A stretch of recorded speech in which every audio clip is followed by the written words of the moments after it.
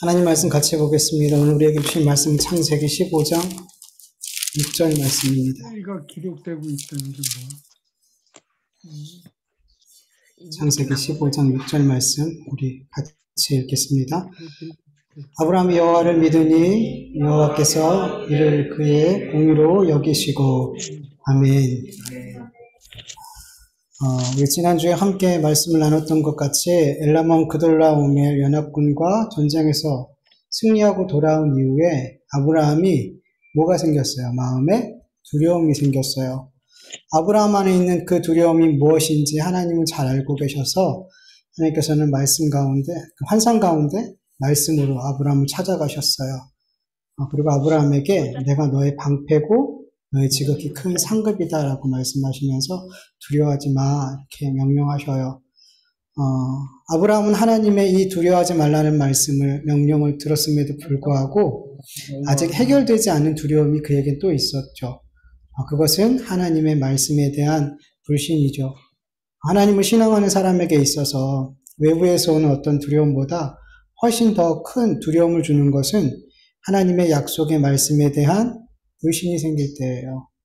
하나님께서 분명 갈대아 우르에 있을 때 자손에 대한 약속을 주셨는데, 그리고 가나안 땅에 와서도 그렇게 자손에 대한 약속을 주셨는데 그는 점점 늙어가고 사례도 점점 늙어가고 있는데 여전히 불임 상태에 있는 것을 보면서 하나님의 말씀이 내 삶에 전혀 성취되어질 것 같이 보이지 않게 되었을 때 하나님의 말씀을 못 믿게 되는 거예요.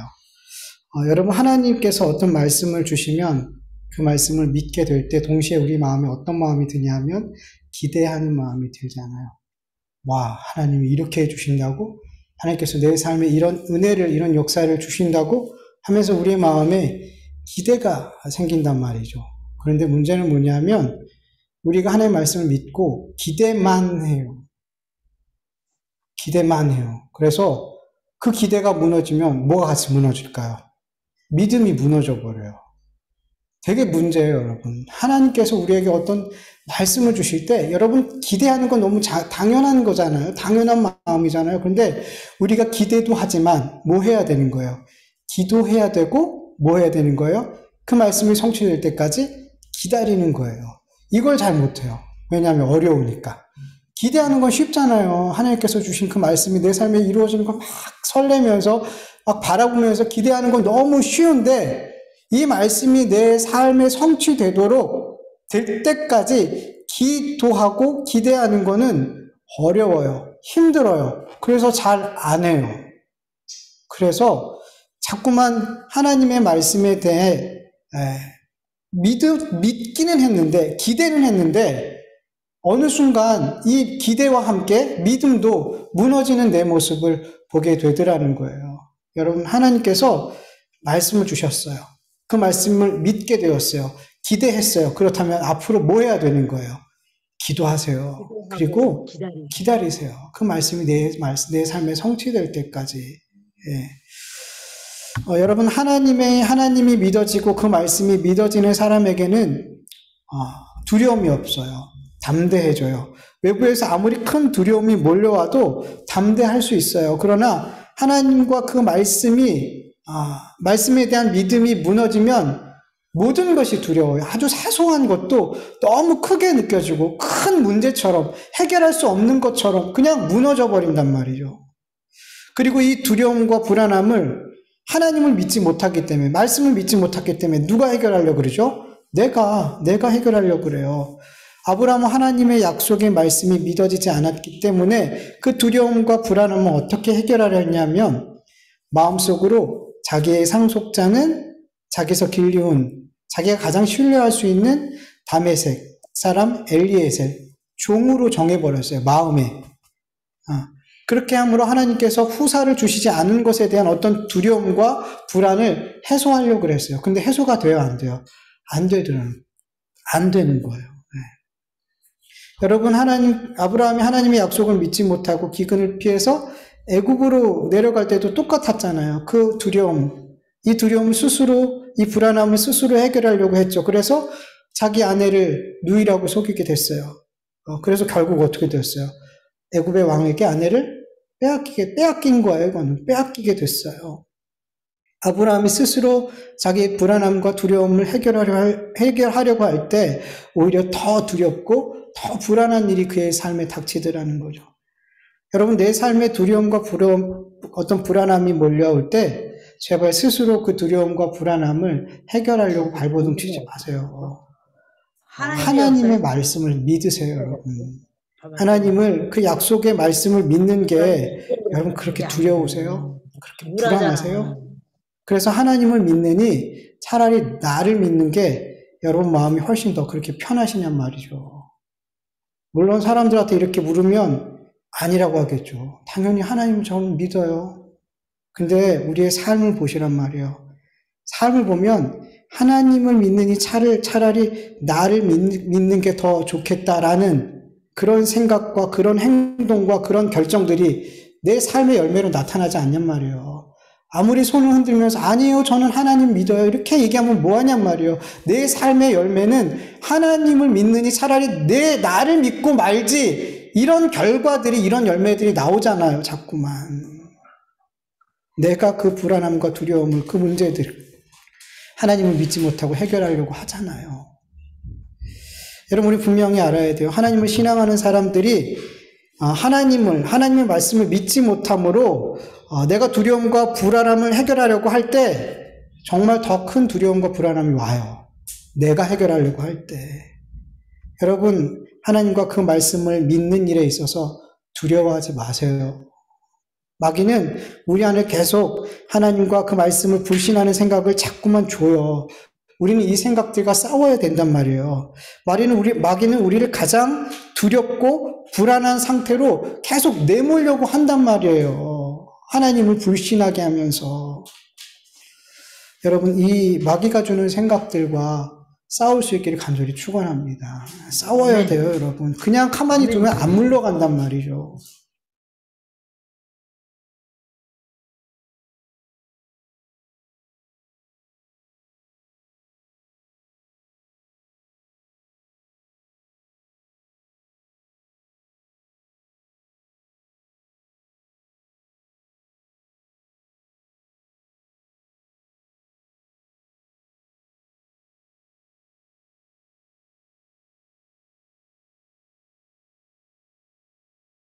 이렇게 하세요. 창세기 15장 4절에서 5절 같이 읽어볼게요. 여호와의 말씀이 그에게 임하여 이르시되 그 사람이 내 상속자가 아니라 내 몸에서 날 자가 내 상속자가 되리라 하시고 그를 이끌고 밖으로 나가 이르시되 하늘을 우러러 무뼈를 셀 수 있나 보라. 또 그에게 이르시되 내 자손이 이와 같으리라. 아멘. 하나님께서는 아브라함에게 이미 약속하셨던 그 말씀을 또다시 말씀하셨어요. 여러분, 그리스도인들이 하나님의 그 약속을 믿지 못하고 기다리지 못하고 두려워하면서 불안해하면서 하나님께 믿음 없는 말, 원망하는 말을 막 쏟아낼 때 하나님께서는 우리에게 다른 방법, 다른 약속을 주시지 않아요. 이미 우리에게 약속해 주신 그 말씀을 또 약속해 주실 뿐이에요. 우린 다른 걸 기대하겠죠. 그런데 하나님은 안 그러세요. 그냥 우리에게 주셨던 그 말씀 그대로 우리에게 또 약속을 하세요. 왜? 하나님께서 우리에게 약속하신 그 말씀은 반드시 성취되기 때문이에요. 그래서 다른 방법, 다른 대안, 다른 약속을 또 줄 필요가 없단 말이에요. 즉 하나님께서 우리에게 약속하신 그 말씀에는 전혀 문제가 안 돼요. 전혀 문제가 없어요. 하나님 편에서 문제가 없어요. 누구한테 문제가 있어요?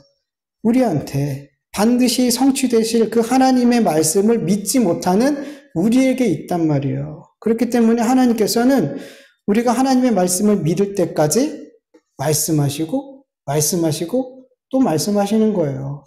여러분, 아무리 하나님께 떼써 보세요. 다른 방법 줄 것 같아요? 아니요. 똑같은 말씀 또 주세요. 또 주세요. 하나님께서 아브라함에게 이미 약속하신 말씀으로 다시금 약속해 주셨을 때 아브라함이 어떻게 반응하죠? 오늘 본문 보면 아브라함이 여호와를 믿었다 그래요. 믿었다. 아브라함이 여호와를 믿을 때 어떻게 됐어요? 하나님께서 나에게 후사를 주시지 않는다는 그 두려움과 불안이 비로소 끊어지게 되는 거예요. 하나님을 믿었을 때. 여러분, 우리 역시도 마찬가지죠. 아브라함처럼 하나님께서 우리에게 말씀하시고 또 말씀하신 그 말씀을 믿을 때 우리의 삶을 뒤흔들고 있는 그 두려움과 불안이 끊어지게 되는 줄 믿으시길 축원합니다. 여러분, 여전히 여러분들의 삶을 뭔가가 두렵게 하고 걱정스럽게 합니까? 그렇다면 여러분, 하나님께서 분명히, 성령님께서 여러분에게 분명히 말씀하고 있는 것이 있어요. 여러분, 그 말씀을 믿으시는 순간, 그게 내 마음에 믿어지는 순간 그 두려움에서 자유하게 될 줄로 믿습니다. 여러분, 아브라함이 여호와를 믿을 때 여호와께서 아브라함의 그 믿음을 의로 여겨주셨어요. 너무 중요한 말씀이죠. 이 신칭이 우리 기독교에서 너무 핵심적인 교리죠. 여러분, 하나님 앞에 의롭다 여김을 받는 것은 모든 인생에 있어서 가장 중요한 일이에요. 가장 중요한 일. 왜냐하면 하나님께 의롭다 여김을 받느냐 못 받느냐에 따라서 그 인생이 영생과 영벌로 나눠지기 때문이에요. 하나님께 의롭다 여김을 받는 사람들은 하나님의 나라를 영원히 유업으로 받게 되지만 하나님께 의롭다 여김을 받지 못하는 사람은 지옥의 심판을 피할 수가 없게 되는 거죠. 고린도전서 6장 9절에서 10절을 보면 같이 읽어볼까요? 불의한 자가 하나님의 나라를 유업으로 받지 못할 줄을 알지 못하느냐. 유혹을 받지 말라. 음행하는 자나 우상 숭배자나 간음하는 자나 탐색하는 자나 남색하는 자나 도적이나 탐욕을 부리는 자나 술 취한 자나 모욕하는 자나 속여 빼앗는 자들은 하나님의 나라를 유업으로 받지 못하리라. 아멘. 여러분, 불의한 자는 하나님의 나라를 유업으로 못 받는다고 분명히 말씀하고 계세요. 그런데 여러분, 방금 읽은 이 고린도전서 말씀, 6장 말씀을 보면 어떤 자를 향해서 불의한 자라고 말씀하고 있어요?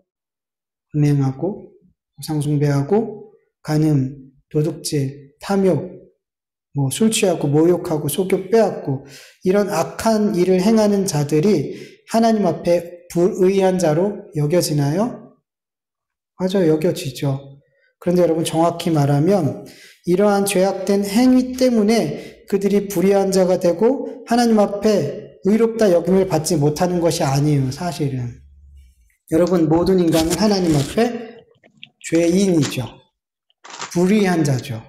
로마서 3장 10절에서 12절 기록된 바 의인은 없나니 하나도 없으며 깨닫는 자도 없고 하나님을 찾는 자도 없고 다 치우쳐 함께 무익하게 되고 선을 행하는 자가 없나니 하나도 없느니라. 모두 다 죄인이에요. 모두 다 불의한 자란 말이죠. 여러분, 죄인에게서 죄악된 삶이 나오는 거 당연하죠. 불의한 자에게 불의한 자의 삶이, 불의한 열매가 그 삶에 맺혀지는 건 너무 당연한 거란 말이에요. 여러분, 마태복음 12장 34절에서 35절을 보면 예수님께서 바리새인들에게 이렇게 책망하죠. 독사의 자식들아, 너희는 악하니 어떻게 선한 말을 할 수 있느냐? 이는 마음에 가득한 것을 입으로 말함이라. 선한 사람은 그 쌓은 선에서 선한 것을 내고 악한 사람은 그 쌓은 악에서 악한 것을 내느니라. 여러분, 사람의 마음에 무엇이 가득할까요? 성경은 우리의 마음의 상태가 무엇으로 가득하고 있는지 말씀하고 있죠. 전도서 3장 6절. 모든 사람의 결국은 일반이라. 이것은 해 아래에서 행하지는 모든 일 중 악한 것이니 곧 인생의 마음에는 악이 가득하여 그들의 평생에 미친 마음을 품고 있다가 후에는 죽은 자들에게로 돌아가는 것이라. 예레미야 17장 9절. 만물보다 거짓되고 심히 부패한 것이 뭐다? 마음이다. 여러분, 죄인된 인간의 마음은 뭐로 가득 차요? 악으로 가득 차 있대요. 만물보다 거짓되고 심히 부패해서 하나님 앞에 불의한 삶, 미친 삶을 살다가 죽는데요. 그게 우리 인간이래요, 여러분. 그래서 죄인들은 당연히 하나님의 나라를 유업으로 못해요. 못 받아요. 모두 다 불의하니까, 모두 다 죄인이니까. 그들이 받을 수 있는 하나님의 어떤 심판은 지옥이에요. 지옥밖에 없단 말이에요. 그런데 여러분, 하나님께서 하나님 앞에 당연히 지옥의 심판을 받아야 될 그 불의한 죄인들 가운데 여러분, 어떤 이들을 하나님께서 의롭다 여겨주시더라는 거예요. 우린 다 불의한데 어떤 무리를 향해서 의롭다 그렇게 여겨주시더라는 거예요. 여러분, 성경에서 말하는 의로운 자는 죄를 짓지 않고 선하게 살고 정직하고 공의롭고 공평하고 이렇게 사는 사람을 말하는 게 아니에요. 이런 자를 의로운 자라고 하는 게 아니에요. 성경에서 말하는 의로운 자는 어떤 사람이에요? 하나님과의 관계가 올바른 자, 쉽게 말해서 하나님과의 관계가 올바른 자를 성경은 의로운 자 이렇게 말씀하고 있어요. 여러분, 하나님을 모르고 복음을 모르고 사는 사람들 가운데 정말 존경받을 만큼 멋지게 사는 사람들 가끔 있어요. 다른 사람에게 피해를 주지 않아요. 오히려 다른 사람을 도우며 자기를 희생시키죠. 그 짧은 인생, 자기를 위해서 살지 않더라는 거예요. 정직해요. 착해요. 검소해요. 성실해요. 사람들은 법 없이도 살 수 있다라고 말해요. 그런 사람들이 있단 말이에요. 그렇다면 여러분, 하나님께서 이런 사람을 의로운 자로 인정해 주시냔 말이죠. 아니라는 거예요. 하나님의 시선으로 그들을 보면 그들 역시 죄악으로 가득한 마음을 품고 만물보다 거짓되고 심히 부패한 미친 마음을 품고 그들은 살아가고 있다는 거예요. 누가 보면은. 하나님이 보실 때는, 우리가 볼 때 그렇게 안 보이는데 하나님이 보실 때는 그런 삶을 살고 있더라는 거예요. 여러분, 인간 측에서 나오는 어떤 행위로 하나님 앞에 의롭다 여김을 받을 수가 없는 거예요. 인간 측에서 나오는 어떤 행위로 하나님과의 관계가 올바르게 회복되어질 수 없단 말이에요. 그렇다면 어떻게 죄인된 인간이 하나님과의 관계를 올바르게 회복할 수 있을까요? 인간의 편에서는 안 된다 그랬죠. 그러면 하나님 편에서밖에 안 되잖아요. 어떻게? 바로 예수 그리스도예요. 예수 그리스도를 통해서. 좀 길지만 같이 읽어볼게요. 로마서 3장 23절부터 30절까지 현대인의 성경으로 한번 읽어보죠. 같이 시작. 모든 사람이 죄를 지어 하나님의 영광스러운 표준에 미치지 못하였으나 예수 그리스도께서 마련하신 구원의 길을 통해 하나님의 은혜로 값없이 의롭다는 인정을 받게 되었습니다. 하나님께서는 그리스도 예수의 피를 죄에서 구원하는 제물로 삼으시고 누구든지 그분을 믿으면 하나님과 화목하게 하셨습니다. 그것은 하나님께서 지금까지 참으심으로 그냥 지나쳐 왔던 과거의 모든 죄를 오늘날 그리스도로 말미암아 해결하심으로 자기의 의로움을 나타나셔서 자기도 의로우시며 예수님을 믿는 사람도 의롭다고 인정하기 위해서입니다. 그러므로 우리에게는 자랑할 것이 아무것도 없습니다. 하나님에게 의롭다는 인정을 받는 것이 율법이나 행위로 되는 일입니까? 아닙니다. 오직 믿음으로만 되는 일입니다. 그러므로 우리는 사람의 율법을 지켜서가 아니라 믿음으로 의롭게 된다는 결론을 내립니다. 하나님은 유대인의 하나님만 되십니까? 아닙니다. 이방인의 하나님도 되십니다. 오직 한 분뿐이신 하나님께서는 할례를 받은 사람이나 받지 않은 사람이나 다 같이 믿음으로만 의롭다는 인정을 해주십니다. 아멘. 어떻게 더 설명할 필요가 없을 만큼 정확하게 말씀해 주시죠. 하나님께서는 예수 그리스도의 피를 제물로 삼아서 죄인된 우리의 모든 허물과 죄를 덮으셨어요. 그 피로 용서해 주셨어요. 그래서 우리는 하나님과 어떻게 하게 됐어요? 원수의 관계에서 화목의 관계가 되었대요. 하나님과 화목하게 된 자들은 비로소 하나님과 올바른 관계를 맺을 수 있게 되고 그 사람들을 하나님은 의롭다 여겨 주시는 거예요. 중요한 것은 하나님 앞에 이렇게 의롭다 여김을 받을 수 있는 유일한 방법이 뭐래요? 예수 그리스도를 믿는 것. 이거 말고는 오직 이래요. 오직 다른 방법이 없대요. 오직 예수 그리스도를 믿는 것. 이것으로 우리는 하나님과 화목하고 하나님과 올바른 관계를 맺고 하나님 앞에 의롭다 여김을 받게 된대요. 구약 시대에도 신약 시대에도 교회 시대에도 모두 다 예수 그리스도를 믿음으로 말미암아 하나님 앞에 의롭다 여김을 받는 거예요. 구약 시대 때는 예수님이 없었는데요. 아니요. 여러분, 하나님의 말씀이 누구라 그랬어요? 하나님의 말씀이 곧 예수 그리스도란 말이에요. 구약시대에서 하나님의 선포된 그 말씀을 믿는 것 자체가 누굴 믿는 거예요? 예수 그리스도를 믿는 거예요, 여러분. 하나님의 말씀에 순종해서 내가 죄를 지었을 때 하나님 앞에 속죄제를 드려요. 그리고 내 죄가 이 제물로 말미암아 용서를 받았구나 믿게 되잖아요. 이 믿음이 예수 그리스도를 믿는 거예요. 이 속죄제가 예수 그리스도란 말이에요. 이 예수 그리스도로 말미암아 내가 이 죄를 용서받는구나. 물론 그림자이지만 그 믿음 안에 누굴 믿는 거예요? 예수 그리스도를 믿는 거란 말이에요. 그래서 구약의 이 말씀, 구약 시대에 살고 있었던 이 사람들이 이 하나님의 말씀을 믿음으로 말미암아 예수 그리스도를 믿게 되는 것이고 하나님 앞에 의롭다 여김을 받게 되는 거란 말이에요. 근데 여러분 아주 중요한 질문이 여기서 생기죠. 분명 예수 그리스도를 믿음으로 우리는 하나님 앞에 의롭다 여김을 받게 돼요. 그렇다면 그 믿음은 나에게서 내 속에서 나오는 내 믿음이 아니냐는 거예요. 내가 믿는 거 아니냐는 거예요. 그런데 여러분 그렇게 되면 여러분 만약에 내 의지와 내 결정과 내 선택으로 내가 스스로 예수님을 선택해서 믿는 것이라면 여러분 사실은 이건 나로부터 나온 나의 행위가 돼버려요. 내가 믿었다면. 그런데 성경은 말하죠. 나의 행위로 말미암아 하나님 앞에 의롭다 여김을 받을 사람이 없단 말이에요. 그래서 여러분 하나님 앞에 의롭다 여김을 받을 수 있는 믿음은 내 안에서부터 나오면 안 돼요. 그건 가짜예요. 내 안에서부터 내가 하나님을 믿었다 그러면 그건 가짜란 말이에요. 내 안에서 나올 수가 없단 말이에요. 그럼 예수 그리스도를 믿는 믿음은 어디로부터 와야 돼요? 성삼위 하나님으로부터 와야 되는 거예요. 내 안에서 나온 그 믿음은 믿음 아니란 말이에요. 여러분 이거 정말 잘 아셔야 돼요. 여러분 우리 안에 믿음이 분명히 있지만 이 믿음은 내 거예요 아니에요. 히브리서 12장 2절을 세번역 성경으로 보면 믿음의 창시자여 완성자이신 예수 그리스도를 바라보자 이렇게 말씀하고 있어요. 여러분 믿음의 주인은 내 안에서 내 마음에 믿음을 창조하신 분은 누구예요? 성삼위 하나님이에요. 하나님께서 창세 전에 예수 그리스도 안에서 나에게 믿음을 주시기로 작정하셨죠. 그리고 예수 그리스도는 우리의 믿음의 내용이 되죠.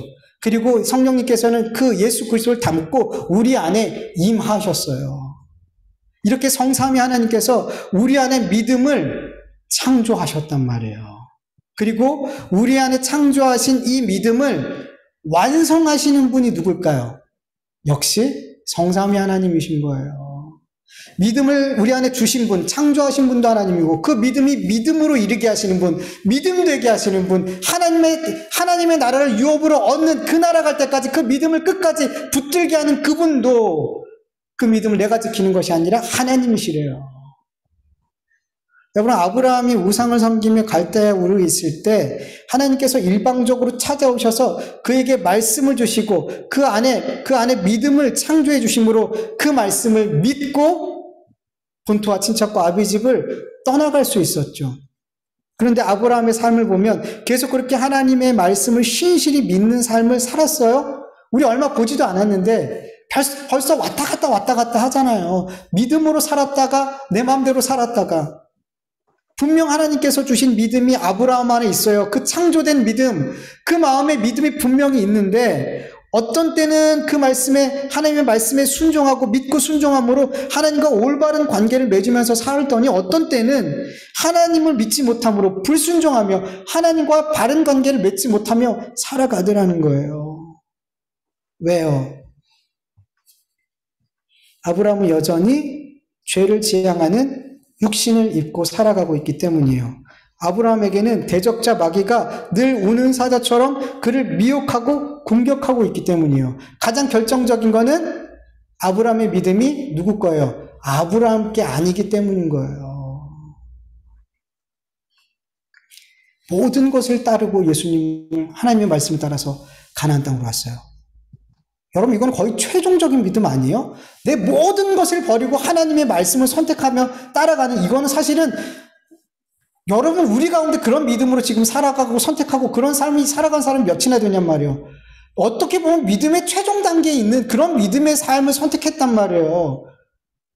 근데 그 믿음이 순식간에 마치 이 믿음이 없는 것처럼 살아가더라는 거예요. 그게 만약에 아브라함의 믿음이었다면 그 그 믿음의 실력이 있다면 계속 그렇게 살아야죠. 아브라함의 거라면. 어떻게 프로축구 선수가 순식간에 유소년 정도의 실력으로 내려갈 수 있냔 말이에요. 안 되잖아요. 실력이 그의 건데 그 프로 실력이 갑자기 그렇게 낮아질 수가 없잖아요. 사고당하지 않은 이상은. 믿음이 아브라함의 게 아니라는 거예요.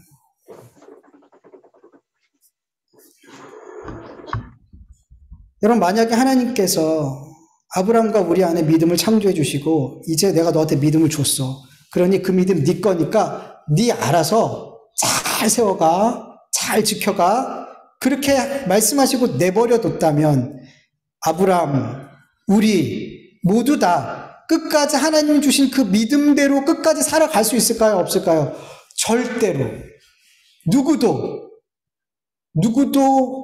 천국 못 가요. 누구도. 우리는 마귀를 못 이겨요. 우리는 우리의 육신의 죄를 못 이겨요. 못 이겨요. 그래서 우리 안에, 아브라함 안에 믿음을 창조하신 그 하나님께서 끝까지 우리의 믿음을 주관해 주시는 거예요. 맡겨놓고 네가 책임져. 이렇게 안 하는 거란 말이에요. 성삼위 하나님께서 아브라함과 우리 안에 창조하신 믿음을 끝까지 주관하시기 때문에 아브라함과 우리는 계속해서 하나님 앞에 점점 더 신앙의 성숙한 자로, 믿음의 사람으로 그렇게 자라가게 되더라는 거예요. 우리에게 맡겨뒀다면 우리는 다 까먹어버려요. 자람이 없단 말이에요. 근데 자라더라는 거예요. 하나님께서 주관하시기 때문이에요. 그리고 하나님의 나라를 유업으로 받을 수 있는 그 완성된 믿음으로 주님 앞에 서게 하시더라는 거죠. 그래서 하나님께서 그 마음에 그 믿음을 창조하신 자들은 결국엔 모두 다 구원을 받는다 못 받는다? 받는다는 거예요. 하나님께서 우리 마음에 믿음을 창조하셨다면 반드시 그 사람들은 구원받아요. 왜? 하나님이 완성할 때까지 책임져 주시니까. 그 믿음을 주관하고 계시니까. 여러분, 믿음의 행위를 강조하고 자신의 행위를 구원과 조금이라도 연결시켜서 생각하는 분들은 이런 말씀이 잘 받아들여지지가 않아요. 왜냐하면 성경에서는 우리에게 너의 구원을 계속해서 이루어 나가라 말씀하고 있기 때문에, 그런 이유로 말씀하시는 말씀들이 있기 때문이에요.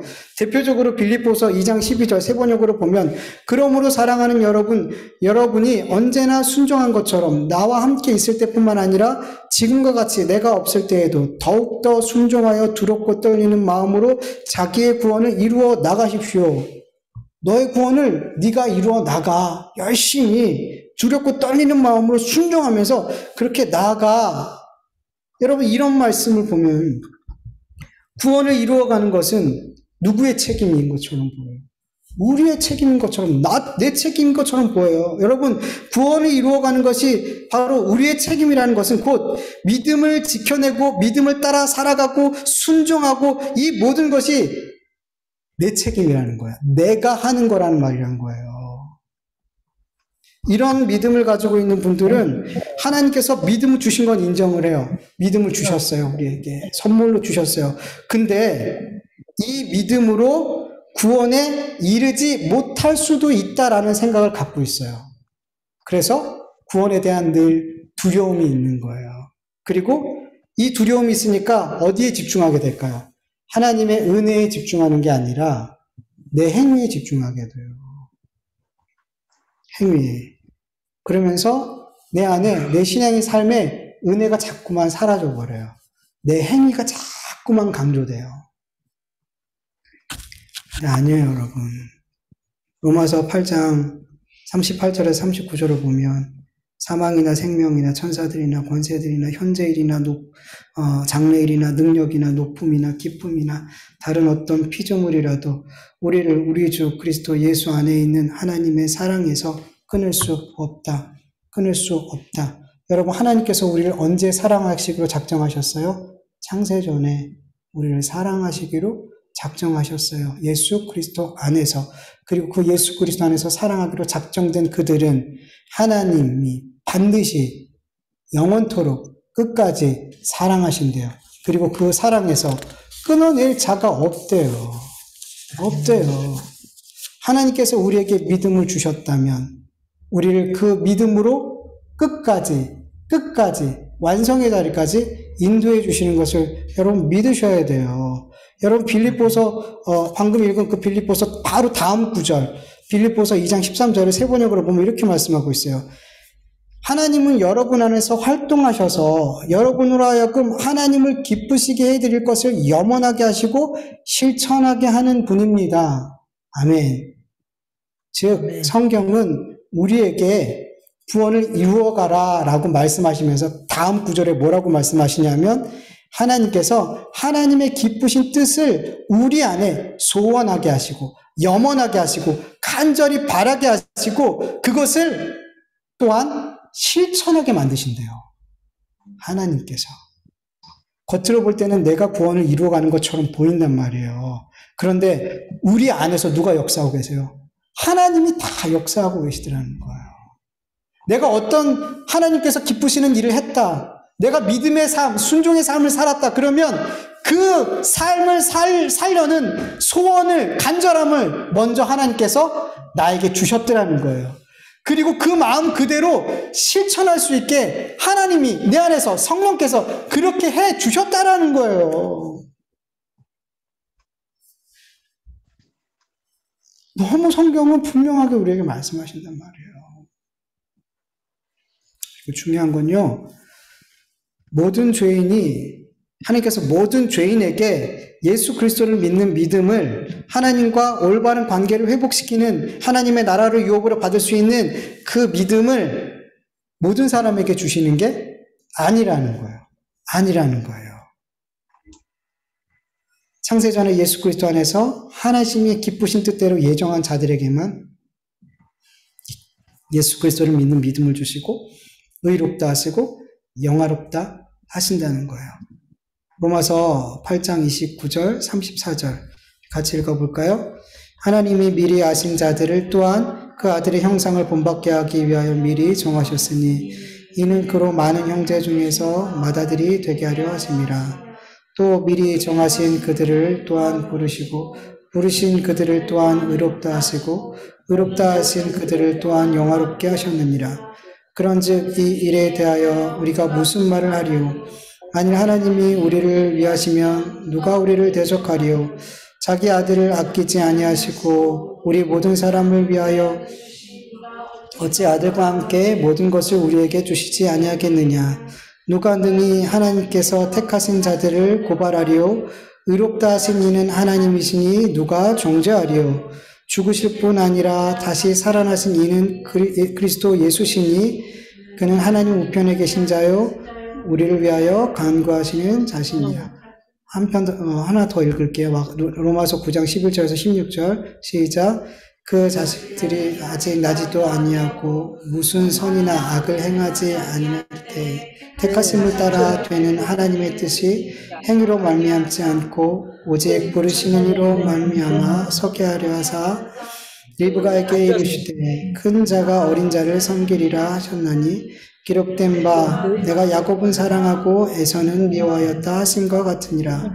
그런즉 우리가 무슨 말을 하리요? 하나님께 불의가 있느냐? 그럴 수 없느니라. 모세에게 이르시되 내가 긍휼히 여길 자를 긍휼히 여기고 불쌍히 여길 자를 불쌍히 여기리라 하셨으니 그런즉 원하는 자로 말미암음도 아니요 다름직반한 자로 말미암음도 아니요 오직 긍휼히 여기시는 하나님으로 말미암음이니라. 아멘.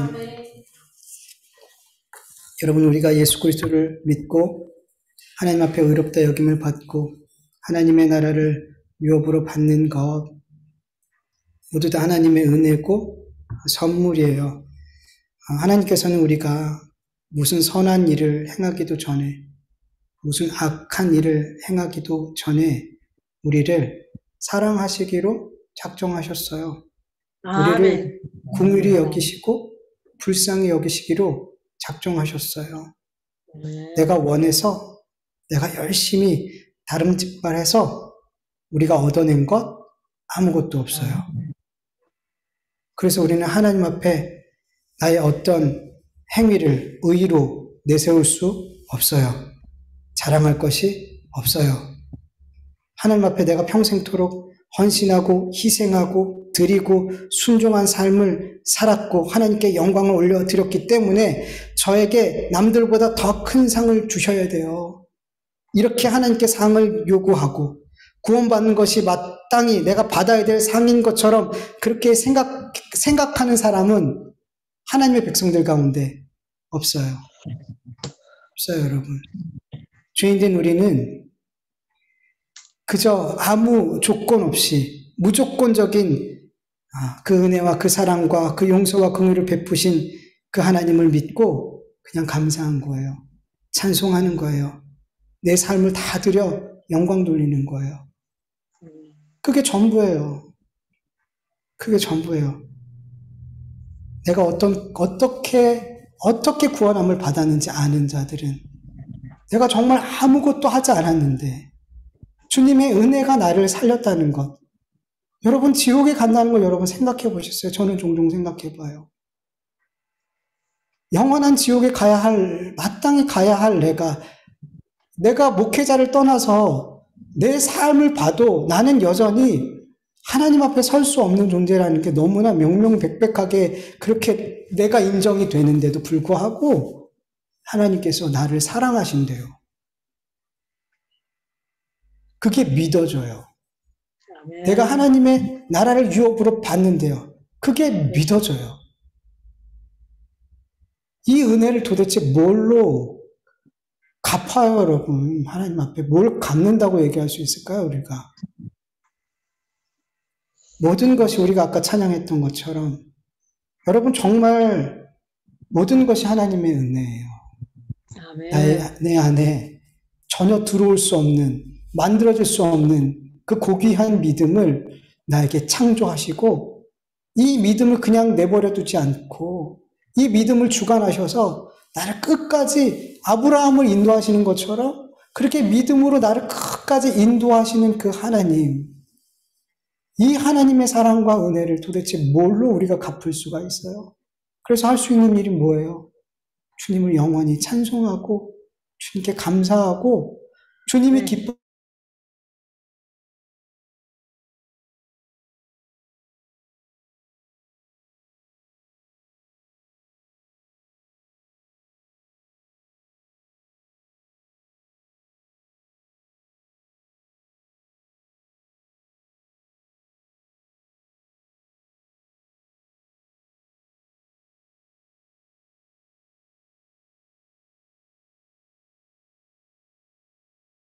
몰라요. 내가 지금 하나님의 은혜에 장중에 붙들려 있다는 그것을 모르게 하는 거예요. 하나님의 은혜는 정말 우리의 삶을 덮고 충만히 넘치도록 우리의 삶을 이렇게 넘치도록 우리의 삶에 넘치도록 있어요. 이 은혜가. 이 은혜를 여러분 제발 깊이 생각하길 간절히 축원합니다. 이 은혜를 생각한다면 정말 모든 것에 감사할 수 있는 거예요. 불평이 튀어나오더라도 하나님 죄송해요. 제가 어떤 은혜를 입고 살아가고 있는데 이 조그만 일에 제가 넘어지고 하나님을 원망하네요. 여러분 하나님의 은혜가 여러분의 삶에 계속해서 되새김질 되어질 수 있는 은혜가 있기를 간절히 축원합니다. 우리 같이 말씀을 기억하면서 잠깐 기도하죠.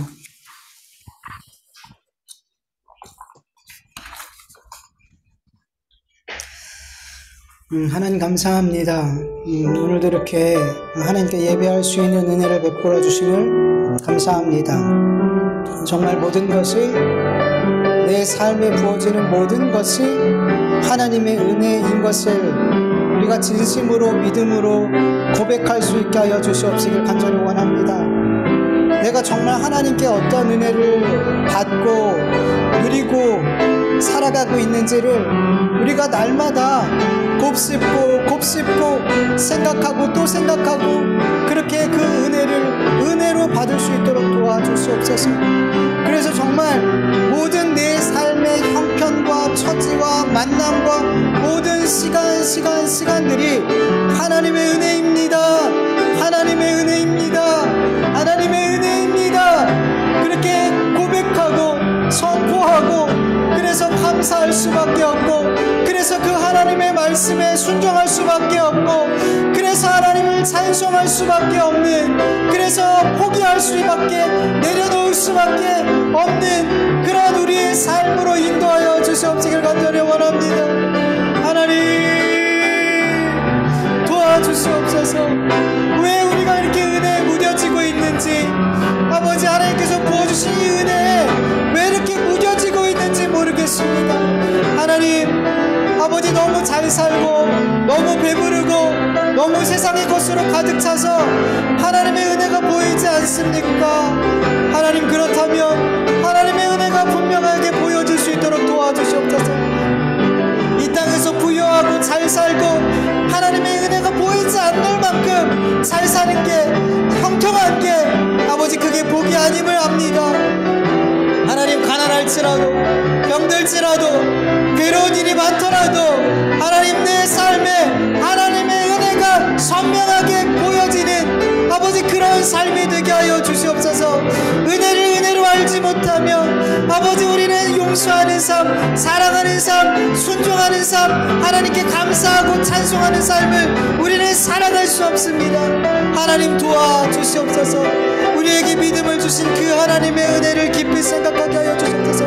지옥으로 떨어질 수밖에 없는 우리에게 믿음을 주시고 그 믿음을 주관하셔서 우리를 계속해서 믿음으로 자라가게 하시고 우리의 믿음을 결국에는 완성시켜 주실 그 하나님을 늘 감사할 수 있도록, 그 은혜를 잊지 않도록 하나님 도와주시옵소서. 아버지 도와주시옵소서. 주여 아버지,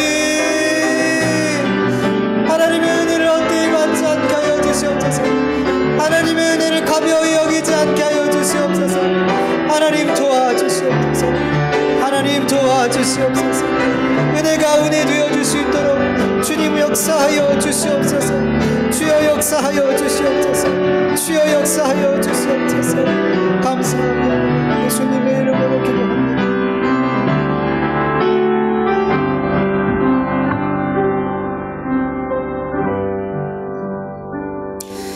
하나님 감사합니다. 오늘도 하나님 앞에 찬송할 수 있고 기도할 수 있고 예배할 수 있고 또 주의 말씀을 들을 수 있도록 아버지 이렇게 예배의 자리에 불러주셔서 감사합니다. 하나님, 내가 오늘을 살고자 해서 오늘 이 시간이 나에게 주어진 것도 아니고 내가 이곳에 예배하러 오려고 해서 이 자리에 온 것도 아닙니다. 다 내가 한 것 같이 생각되어지고 다 나에게 당연히 주어져야 되는 시간이 주어진 것처럼 여겨지는데 하나님, 이거조차도 하나님의 은혜였다 고백하는 우리의 삶이 되게 해주시옵소서. 하나님, 큰 어떤 무엇인가 정말 사람들이 놀랄 만큼 큰 어떤 것이 내 앞에 떨어졌을 때, 보여졌을 때, 붙잡게 됐을 때 하나님 은혜입니다. 하나님 은혜입니다. 이렇게 말하는 것이 아니라 내 삶의 작고 작은 것까지도 하나님의 은혜로 보여지고 하나님의 은혜라고 고백할 수 있는, 믿을 수 있는 우리가 되게 하여 주시옵소서. 세상의 것들에겐 너무나 예민하고 예민하게 반응하는 우리들인데 하나님의 은혜에 대해서는 어쩌면 이렇게 무딘지, 하나님 이 은혜에 무딘 마음을 하나님 용서하여 주시옵소서. 하나님의 은혜에 정말 예민하게 반응할 수 있는 아버지 우리가 되어줄 수 있도록 도와주시옵소서. 그래서 아침에 눈을 뜨고 일어나서 잠을 자는 순간까지도 하나님의 은혜를 생각할 수 있고 하나님의 은혜로 찬송할 수 있는 은혜에 민감한 우리의 삶이 되게 하여 주시옵소서. 우리의 삶에 정말 은혜 아닌 것이 없다고 정말 입술로 뿐만 아니라 내 온 삶이 그렇게 은혜였음을 고백하는 우리의 삶이 되게 하여 주시옵소서. 감사하며 예수님의 이름으로 기도드립니다. 아멘. 주님 가르쳐 주신 기도로 예배 마치겠습니다. 하늘에 계신 우리 아버지요, 이름이 거룩히 여김을 받으시오며 나라의 마옵시오며 뜻이 하늘에서 이루어진 것 같이 땅에서도 이루어지이다. 오늘날 우리에게 일용할 양식을 주옵시고 우리가 죄 지은 자를 사하여 준 것 같이 우리 죄를 사하여 주옵시고 우리 시험에 들게 하지 마옵시고 다만 악에서 구하옵소서. 대개 나라와 권세와 영광이 아버지께 영원히 있사옵나이다. 아멘.